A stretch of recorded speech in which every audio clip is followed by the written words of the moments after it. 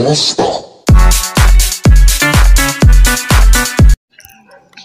morning mga kautol GRTV, panibagong vlog. So in this video mga kautol, dalhin ko lang kayo sa isang magandang lugar dito sa Don Victoriano, Misamis Occidental, kung saan makikita nyo ang isa sa mga strawberry farm dito. So sa ngayon nandito tayo sa kanilang parking area. So kasama natin yung daughter natin.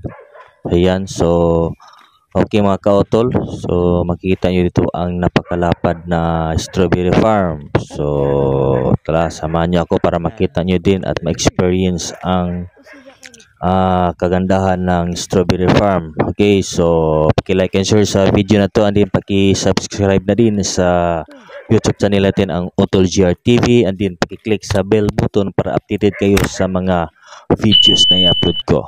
Okay, thank you mga kautol, and tara, let's go. Ano mo nga naman panday ko? Sila mo na yung nakarakat.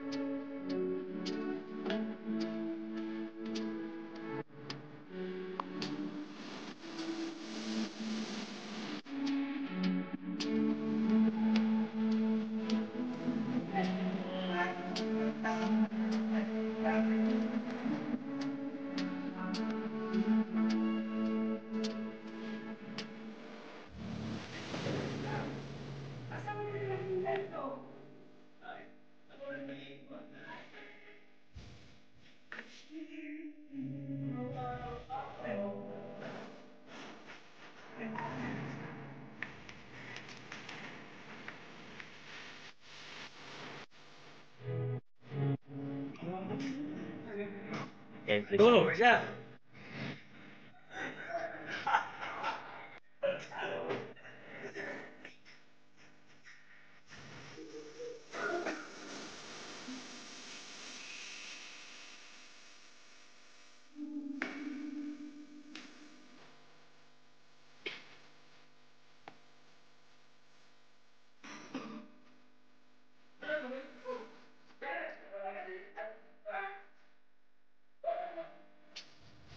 Parahan kami dito.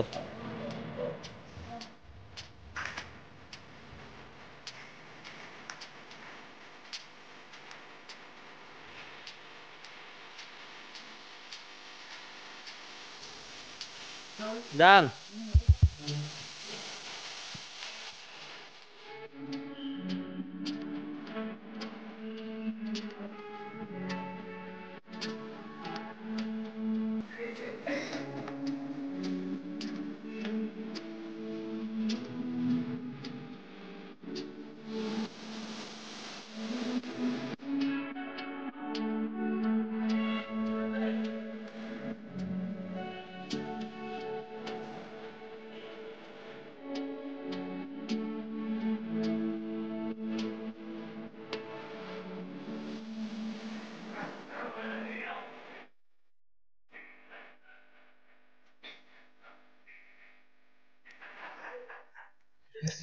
Okay, so maliban sa napakagandang view na makikita nyo dito sa Pines Strawberry Farm, so pwede nyo rin tikman ang napakasarap na strawberry shake dito. So for only 70 pesos, so pwede nyo matikman ang strawberry shake. So yan, so free po yung kinakain ng daughter natin na strawberry. So yan, na-enjoy niya yung first time niyang pagkain ng strawberry. So yan, so try natin yung strawberry shake dito for only 70. Napakasarap po.